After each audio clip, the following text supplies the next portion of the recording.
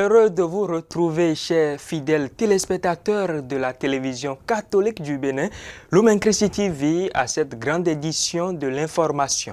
Voici les titres. À l'occasion de la Journée mondiale de lutte contre la désertification et la sécheresse, le comité Laudato Si Bénin a organisé un séminaire atelier au champ d'oiseaux de Cotonou les 17 et 18 juin 2026. Bénédiction dimanche dernier de la paroisse Sacré-Cœur d'Akpakpa, une cérémonie qui a rassemblé la communauté chrétienne autour de plusieurs prêtres.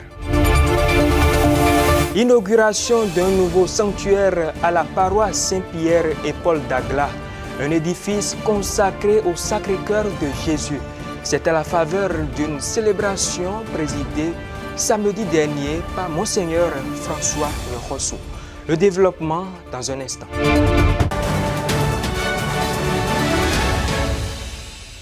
À nouveau, soyez les bienvenus. La paroisse Saint-Pierre et Paul d'Agla s'est dotée d'un nouveau sanctuaire consacré au Sacré-Cœur de Jésus.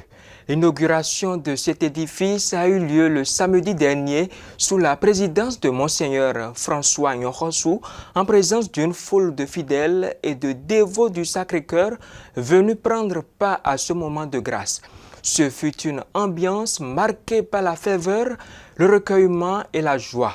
Le point avec Prince Donald Panou et Léonide Tchouk. Acte liturgique de haute portée spirituelle à la paroisse Saint-Pierre et Paul d'Agla. Fils et filles de cette église famille se sont retrouvés autour de Monseigneur François Nyokosu, évêque de Dassa-Zoumé, entouré de nombreux prêtres concélébrants pour la bénédiction du sanctuaire dédié au cœur sacré de Jésus. Un moment fort, marqué par plusieurs rites, la prière de bénédiction, l'aspersion, l'encensement et l'invocation de la présence du Christ au cœur de cet espace désormais consacré à la dévotion des fidèles.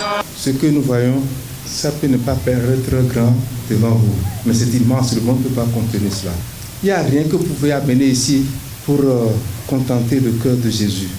Mais ce que vous pouvez amener, c'est votre vie, vos cœurs, vos soucis, vos attentes. Et venez ici avec foi et priez, vous allez voir.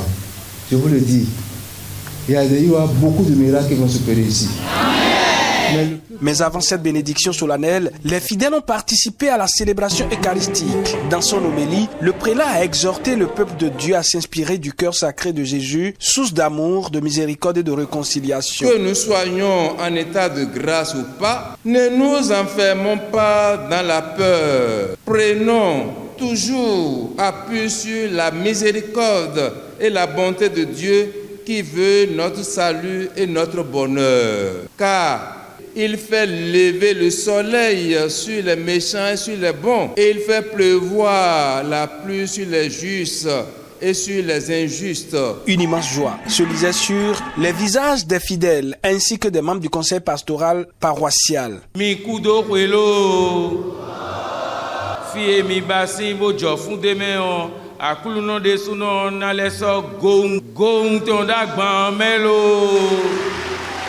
Je suis très ému et très joyeux parce que en dehors de ce que l'événement représente pour notre paroisse, je suis dévot du Sacré-Cœur de Jésus. Je rends grâce donc à tous ceux qui ont contribué à cette vision de Dieu et à ceux qui sont là actuellement. Nous rendons grâce pour l'érection donc de la paroisse Saint-Pierre-Paul de Agla et surtout pour le Sacré-Cœur de Jésus qui a été consacré en ce jour sur la paroisse. Au nom de toute la communauté paroissiale des Saints Apôtres Pierre et Paul d'Agla, je tiens à vous remercier très sincèrement pour votre présence qui a rendu cette journée merveilleuse et inoubliable. Désormais érigé comme lieu privilégié de prière et de recueillement, ce sanctuaire dédié au cœur sacré de Jésus se veut un appel permanent à vivre l'amour du Christ au quotidien. Ajoutons que la paroisse Saint-Pierre et Paul d'Agla célèbre dans quelques jours ses 45 ans de création, 16 ans de son érection et 10 ans de sa consécration.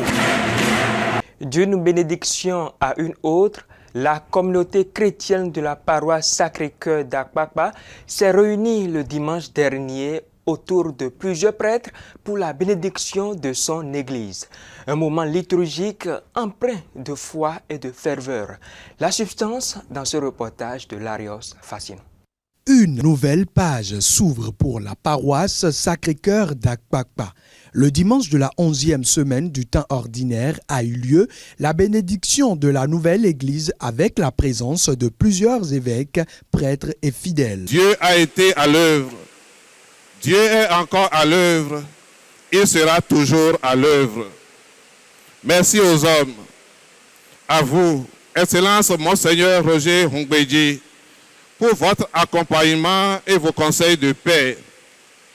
Merci à vous, Excellence nos seigneurs, François Nyohosu, Aristide Gonzalo et Victor Agbanou. Avec chacun de vous, la paroisse Sacré-Cœur a une histoire particulière. Votre présence à nos côtés aujourd'hui en est le signe. Merci d'hier, merci d'aujourd'hui et merci de toujours. Une communauté chrétienne pleinement engagée à bâtir le temple de Dieu, mais aussi invitée à travailler à sa propre sanctification. La première tâche, c'est de construire votre communauté sur la foi authentique. C'est ce qui émerge de la première lecture. La deuxième tâche, c'est de prendre part à la vie de Dieu, comme le recommande Saint Paul dans la deuxième lecture. Enfin, la troisième tâche, c'est d'annoncer le Christ par toute votre vie. C'est une conséquence légitime de la vie intérieure, car ce qu'on contemple n'est pas de garder pour soi. Il ne s'agit pas de garder ce qu'on contemple pour soi, mais de le transmettre, de partager cela avec les autres. La bénédiction d'une église est marquée par deux rites liturgiques. Au niveau de la bénédiction d'une église, nous avons deux rites essentiels. Nous avons la bénédiction de l'ambon et la bénédiction de l'autel. Donc autrement dit, des deux tables, la table de la parole et la table de l'Eucharistie. Pour que les chrétiens comprennent que notre foi naît de la parole du Seigneur et naît surtout de l'événement fondateur qui est la passion, la mort et la résurrection du Christ. Nous rendons grâce à Dieu pour cette œuvre qui maintient la foi des fidèles en notre Seigneur Jésus-Christ. Dans 2 ans, avec la grâce de Dieu, la paroisse Sacré-Cœur d'Akpakpa sera consacrée à l'occasion de son jubilé de platine. À l'occasion de la journée mondiale de lutte contre la désertification et la sécheresse, le comité Laudato Si Bénin a organisé un séminaire atelier. Cette rencontre, qui a rassemblé des représentants de la plupart des diocèses du Bénin, s'est tenue les 17 et 18 juin 2026 au Champ d'Oiseaux de Cotonou. Les précisions avec notre reporter Larios Fassino. Pour célébrer la journée mondiale de la lutte contre la désertification et la sécheresse, le comité Laudato Si du Bénin organise un séminaire de 2 jours. Le Champ d'Oiseaux de Cotonou a accueilli l'activité dont la priorité est la conversion écologique intégrale. Nous consacrerons du temps à partager dans un premier temps les expériences de nos diocèses respectifs sur la problématique environnementale. Dans un second élan, et dans la perspective de la marche synodale, nous définirons des actions concrètes communes pour nos diocèses, nos paroisses et nos communautés. Je formule le vœu que ce séminaire permette de poser les jalons d'une marche commune dans le domaine de l'écologie intégrale au Bénin, qu'il renforce la dynamique du comité Laudato Si Bénin et qu'il permette de préciser les orientations pour la mise en place des comités diocésains et d'aboutir à l'élaboration d'un plan d'action ambitieux. Dans le but de relever les défis de la désertification au Bénin, plusieurs communications ont été données afin de définir des actions communes. C'est très facile de voir quelqu'un finir de boire dans sa voiture l'eau de bière à taille, jeter le sachet sur la voie. Une voie nettoyée encore avec les agents de LGDS. Ça montre qu'il y a un problème de civisme. C'est-à-dire ce qui est bien commun là, et l'État n'a qu'à s'en charger. Je ne peux qu'entretenir que ce qui est pour moi seul. Mais quand ça devient commun, là ça ne me concerne pas. Et là c'est C'est un problème, hein? C'est un problème de mentalité que nous avons. Et s'il faut aller vraiment à une conversion écologique, intégrale, il faut qu'on travaille à ce niveau-là. Et je crois que l'Église constitue l'acteur qui a le plus d'atouts pour agir sur ce mental-là. On peut faire des projets et tout ça, mais si on ne tient pas compte des pauvres vraiment, ce n'est pas de la terre seulement, ce n'est pas des arbres seulement, mais c'est des hommes, c'est des personnes donc, qui souffrent aussi. Donc, l'écologie intégrale relie le cri de la terre et la clameur des pauvres. Les participants repartent aguerris. Nous participons à ce séminaire atelier pour recevoir encore des éléments pour devenir plus apôtres et de la sauvegarde de la nature, apôtres de l'écologie. J'ai maintenant des outils qu'il faut, des éléments pour travailler avec mes confrères, avec tout le diocèse, pour un changement de vie. Ce séminaire atelier est aussi l'occasion retenue pour la mise en place du bureau de la coordination de Laudato Si Bénin. Omniprésents dans le quotidien de nombreuses personnes, les sachets plastiques sont appréciés pour leur praticité et leur accessibilité. Cependant, leur usage excessif constitue aujourd'hui l'une des principales causes de pollution de l'environnement. Il contribue à la dégradation des écosystèmes, à l'obstruction des caniveaux et représente une menace réelle pour la santé humaine et animale. Face à cette situation préoccupante, la Fondation Cardinal Bernardin Ganty appelle à une prise de conscience collective et à des actions concrètes. Reportage Immaculée Adoimbo et Pascal Goubali. Les sachets plastiques font désormais partie du quotidien de nombreuses populations. Consciente des conséquences néfastes de cette pollution plastique, la Fondation Cardinal Bernardin Ganty passe de la sensibilisation à l'action. C'est dans cette dynamique qu'elle lance la campagne Dassa Zéro Sachet, une initiative qui sera déployée à l'occasion du prochain pèlerinage marial de Dassa Zoumé. L'objectif est de promouvoir des habitudes plus respectueuses de l'environnement et encourager l'adoption d'alternatives durables aux sachets plastiques. Quand nous voyons comment les sachets se développe pilule dans notre pays, on vend tout en sachet, on vend le repas en sachet, on prépare en sachet et ensuite, après, c'est beaucoup de maladies en face desquelles nous sommes souvent impuissants. Les familles dépensent énormément. Mieux, les enfants à l'occasion du prix international Cardinal Ganty se sont exprimés. Et ce que les enfants ont dit, c'est profond, c'est assez profond. À travers des séances de formation, des actions de proximité et des campagnes de sensibilisation, pèlerins, commerçants et populations locales seront invités à découvrir les avantages d'une vie sans sachets plastiques. Nous venons en pèlerinage pour recevoir des grâces.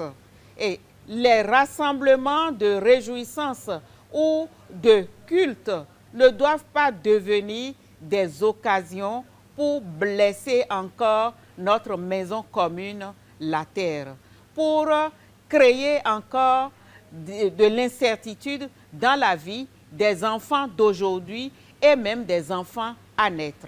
À Dassa Zoumé, la foi s'apprête ainsi à rencontrer l'éco-citoyenneté avec l'espoir qu'au-delà du pèlerinage, les bons gestes adoptés aujourd'hui deviennent des habitudes de demain. Avec l'arrivée de la saison des pluies, le risque de paludisme augmente considérablement. Pourtant, des gestes simples permettent de s'en protéger efficacement. Comment prévenir cette maladie qui continue de faire de nombreuses victimes? Élément de réponse dans ce reportage de Prince Donald Panou. Zéro piqûre, zéro palu, je m'engage et je passe à l'action. Zéro piqûre, zéro palu, je m'engage. Un slogan fort pour une cause vitale. Le paludisme continue de faire des ravages dans notre pays. Cette responsable au niveau de sa structure fait de la prévention son cheval de bataille en insistant sur les bonnes pratiques. Sur le terrain, l'état des lieux n'est pas reluisant. Pour les parents et les enfants de moins de 5 ans, on va dire qu'il y a quand même une certaine maîtrise parce que le ministère, à travers le programme de lutte contre le paludisme, s'attellent jour et nuit à travers les différents démembrements qu'ils ont sur toute l'étendue du territoire, divisé en zones sanitaires. Ils maîtrisent un peu plus la situation avec tout ce qu'ils ont mis en place comme intervention. Responsable de l'ONG Icône 360, Madame Yvette Alavor reste prudente quant à l'assimilation des bons gestes. C'est un processus de longue haleine. Il est bien d'avoir les interventions, il est bien d'inciter les gens pour un temps à adhérer à ces interventions, mais il faudrait qu'il y ait une pérennité dans tout ce qu'on est en train de faire, surtout au niveau de la communication. Quand on communique assez sur une longue période, les populations adoptent vraiment de très très bons gestes. Mais dès qu'on baisse au niveau de la sensibilisation et de la communication, les mauvaises pratiques, elles ressurgissent. Une question. Est-ce une ignorance des populations, les bonnes pratiques ou une mauvaise foi? Et quels sont d'ailleurs ces gestes simples qui sauvent? Les premiers gestes déjà, c'est de dormir sous moustiquaire. Première chose.